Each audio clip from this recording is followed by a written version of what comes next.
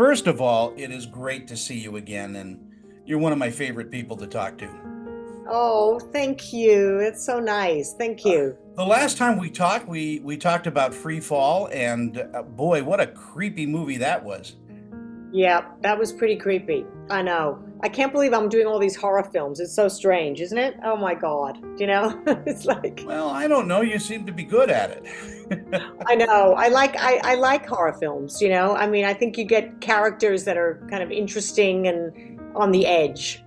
Well, before we talk about Surrogate, let's talk about, Jane Badler. I mean, you started off in soap operas, commercials, and things like that. Yeah, that's right. No, I mean, my very first job was an American Airlines commercial. And I think I was 21 right out of university at Northwestern. They definitely don't prepare you to do American airline commercials with a theater degree from Northwestern. But yeah, and then I just went on to do all of these commercials, with O.J. Simpson and Bob Hope. And I did like amazing commercials. And then I got my first soap opera, which was One Life to Live. And Judith Light was the star of that show, Yeah. who's gone on to incredible success in her career. She was amazing, amazing. Like could Yeah. cry. Like I've never seen anyone who could cry like Judith Light. She is an American treasure, as you are. Oh, thank you so much.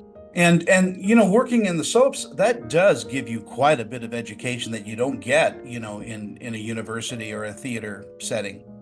Yeah, I mean, it was such a shock to my system because I didn't do any television before, and it's so quick. I mean, you do an hour a day. You basically have one day to shoot an entire show. So the training is incredible. You have to go the range of emotions, cry, scream, yell. I mean, everything happens to you on soap operas, as you know. Well, So it's incredible training ground. did those first commercials earn you your SAG card? Yes, they did, and earned me my SAG card, which I got relatively easily. Like I didn't realize how difficult it was to get a SAG card, and even to get work. Like I'd been there a month in New York, got my first commercial, and I was really blessed that I could make a living at it.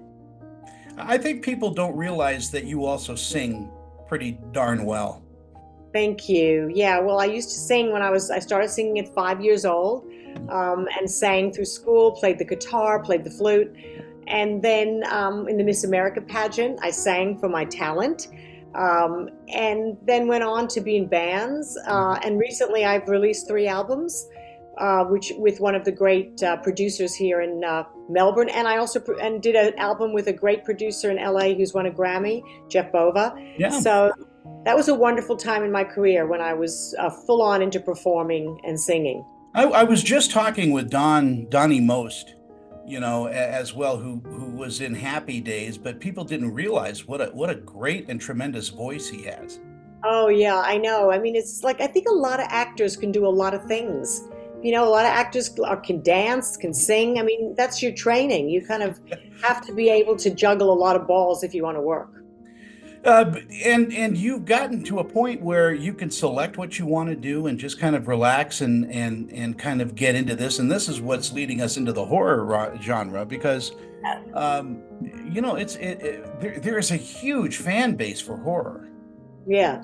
No, I think horror is good because, if you're investing, if you're a film investor, and you invest in horror, most likely you'll get your money back easier than if you invest in another genre. And also, horror can be done on a relatively smaller budget, and still get a very wide audience. So I think it's a good genre for filmmakers to do at this time. Yeah. Well, I also think it's a good genre for actors because you have to believe in the truth of the horror. Otherwise, it Oh, won't work. you have to believe in it. It's like the commitment has to be 1,000% Yeah. with everything. And I think that's horror is hard. It's really hard to pull off good horror films. October seems to be, because of Halloween, it seems to be where all the horror films are kind of blossoming. And when I saw Surrogate, I mean, I was thinking, well, you know, and it just creeped me out. It's I a know. great film. Isn't it great? I am so proud of this team. I mean, first of all, It's like when my agent even said, "Oh, well, you don't have to do this if you don't want to do it," because it was a small film, a small budget film. But I said to her, "You know what? I met the director. I loved the director. I knew all of the actors. They're all incredible actors here in Australia. They might not be known in America, but here in Australia, they're all actors that work a lot, take their craft seriously, and the script was strong. So I thought, you know what? This is a project I want to do." And I'm really glad I did it because I think it's so good. I'm so proud of it.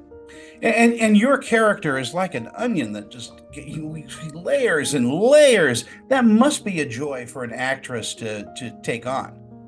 Well, the thing I was so happy about was for once I wasn't cast. I was cast a little bit against type. Normally I'm cast in, like, I have another film that's going to be released next year where I play a witch. People expect to see me as a witch. A witch with superpowers. This was a social worker, just a woman who works hard, doesn't have a lot of money, believes passionately in helping others, and she's trying to unravel what's happening to this young girl.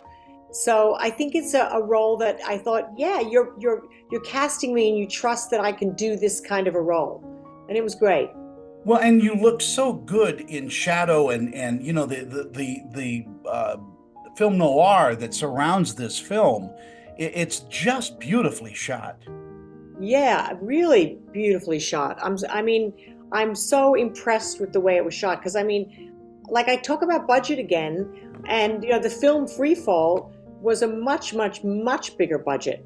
And here we have a film that I think this film is equally as good. You don't need to spend, because we didn't spend it on catering, we didn't spend it on trailers. Everything went onto the screen. Nice. You had to bring your own lunch then.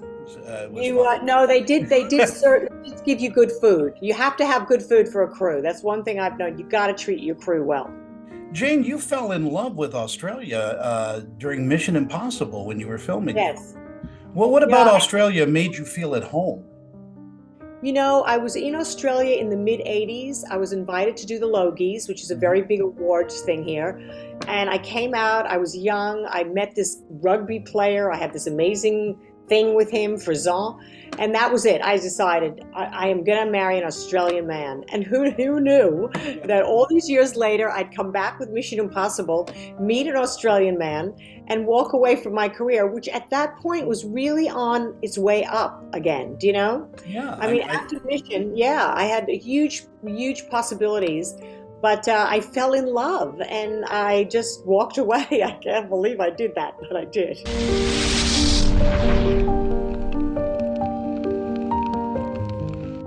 As a single mom, I want to make sure my kids have healthy teeth. Going to the dentist can be expensive. Just a simple cleaning can cost over $100. Then I found TDA, and for about $1 a day, Total Dental Administrators covers my family on over 200 dental procedures. Whether you're an individual, a family, self-employed, or retired, your acceptance is guaranteed for one of these policies. Call or click for your free information kit and see how affordable dental health can be.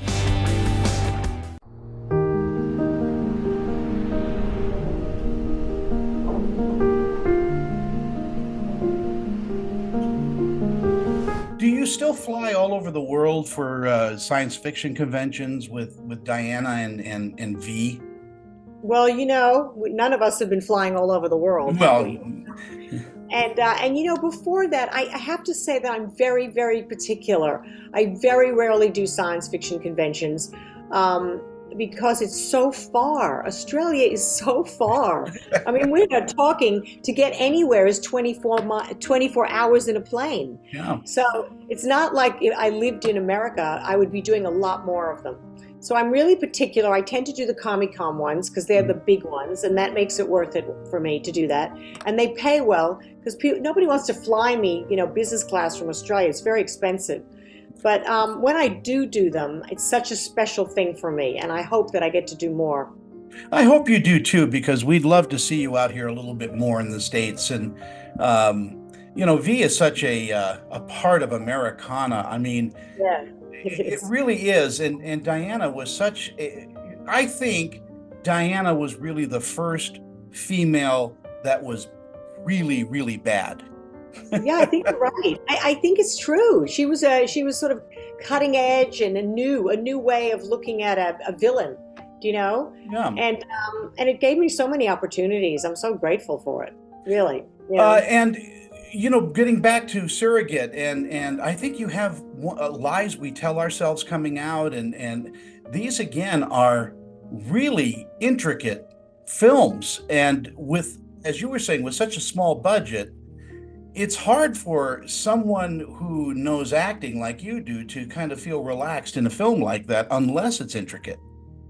Well, let me tell you, I have made a few mistakes here. I mean, here in Australia, I was cast in some other low budget films and they were not as positive an experience. And I told myself, that is it for me. Like even now, people call me up. I said, nope, because you have to get to a point where you're very particular because you have a brand. And I really just wanted to work. But now it doesn't matter so much. And with this film, I knew that all the elements were right. But my next film coming out is called Trim Season. Oh, yeah. And that film was a bigger budget film, but not like huge. But the cast is outstanding in that film. All you'd know a lot of the actors in it. I mean, I'm just really excited about that one. And you know, getting back onto sets and things like that after this pandemic has got to be a good feeling. Yes, I mean, the one I did in Utah, like we did Surrogate during the pandemic. I can't believe we were able to shoot a film during the pandemic. And it was very scary. You know, during that period, especially with the Delta, I think people got much more relaxed when it came into the, the new variants. But that one was a very scary one. And we were sort of right after that. And the film Surrogate kept getting shut down, then it kept opening. Everybody had to be masked up. Everybody had to keep social distancing. Can we check for monsters? Honey, there's no such thing as monsters. So what happened to me? Honestly, we're not sure. Can't find any other cases like mine in any of the medical journals.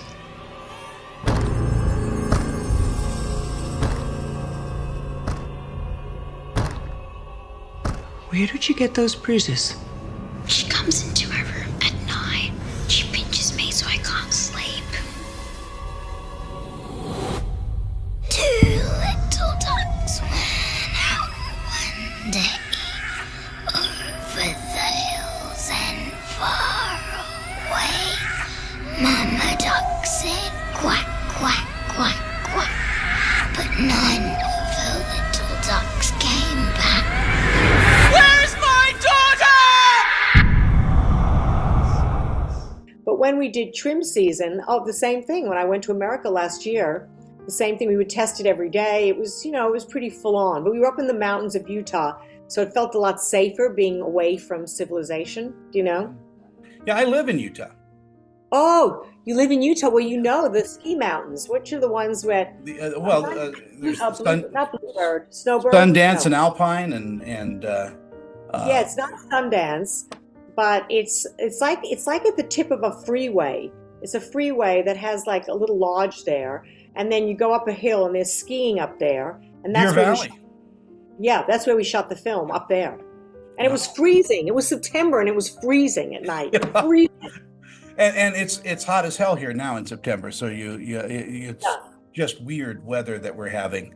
It's a very beautiful state, and I got to appreciate the mountains more than I ever had working in Utah. I never understood the beauty of mountains the way I did when I filmed in Utah. And giving a plug for Utah, the Utah film crews are just amazing, and the extras out here, people that work, are just fantastic. Yeah, because they're used to it. There's so much filming being done there. Yeah, it's true. And you've got Sundance, one of the greatest festivals in the world. Truly. And you've been out here once or twice before you were filming in Utah. Have I? I'm trying to think. Yeah, I have been, haven't I? I can't remember. I can't remember. Did you do a Touched by an Angel? No. Is that a series? That was a series out here, it was shot in Utah, but it was very popular. Really? I should check that one out. Yeah. But being a busy actress has got to be good. Yes, but I'm not as busy as I appear. Do you know what I mean? Yeah. I mean, I sort of am very happy to be in Australia right now. I've started to I'm writing right now. I'm writing my memoir right now. Really? Yeah, and that's kind of a really nice thing for me. I'm really enjoying writing. Yeah, it's a craft that takes a long time to get good at, you know? It is. I know a lot of screenwriters that just, they just bleed ink, trying to get something on the page. And when you're writing a memoir, does it bring up other memories that you have to go back and then edit and put this memory in before this one? And It's very difficult. I mean, it's you have to interview people to remember things. Memory is a big part of memoir. Like, what do you remember? What don't you remember? You know, how honest are you going to make up dialogue? Are you not going to make up dialogue? You know, this is a big part of writing a memoir. And I'm very lucky to have an amazing mentor that I'm working with, you know?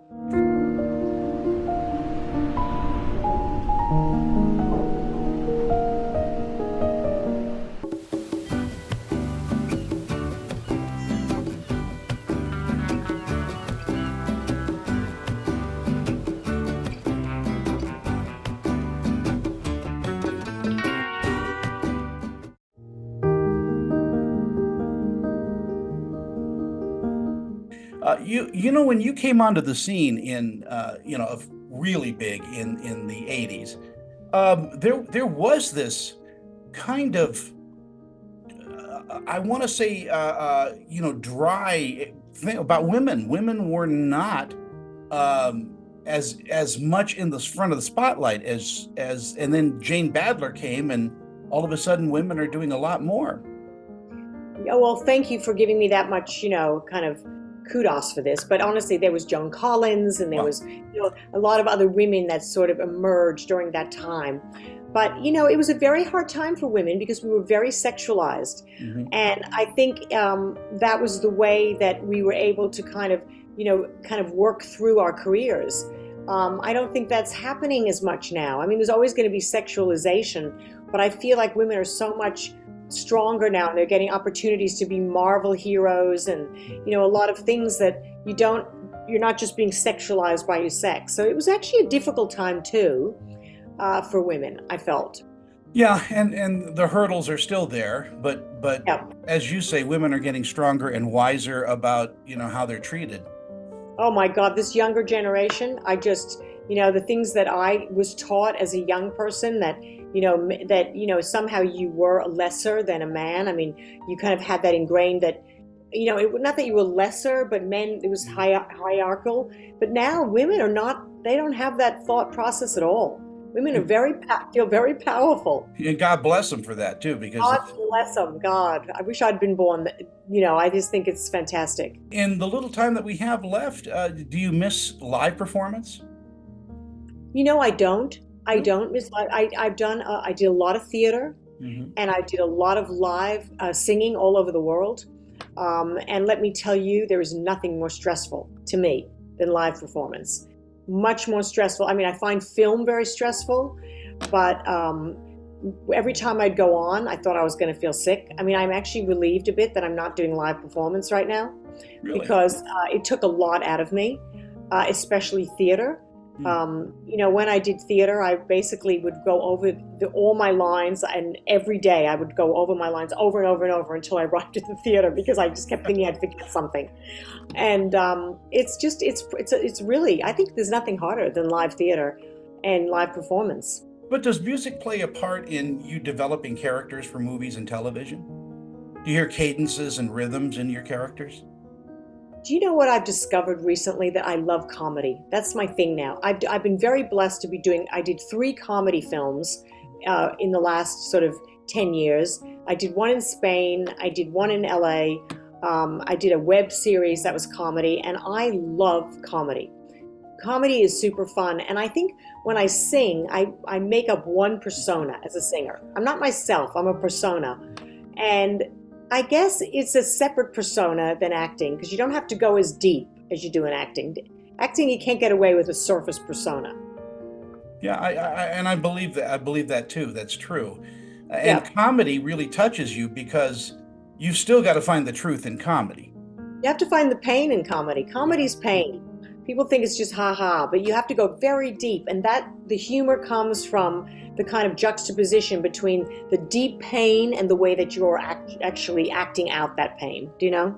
Yeah, I know exactly what you mean, Yeah. because it's what Mel Brooks one time said was, I fall into a hole, that's a tragedy. You fall into a hole, that's a comedy.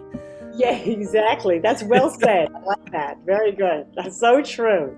Would you consider directing a film? I'm really loving producing.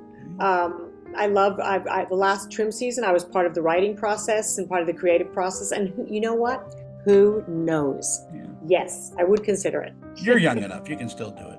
Well, I've got enough energy. Let's put it that way. It's all about energy. It's not a number. And you have such a good aura about you. You're just I've always said you're just a kind and wonderful person. That's why I really, kind of reached out to everyone and said, I got to talk with Jane Badler. Oh, thank you so much. Well, I really appreciate you promoting this film, and, hopefully all Americans will sort of have a look at it,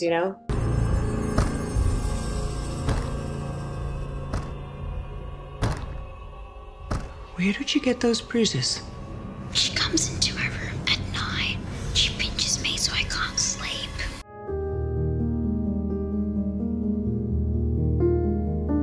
This portion of Screen Chatter is presented by VP Dental. Check out our great dental plans starting at just $16 per month.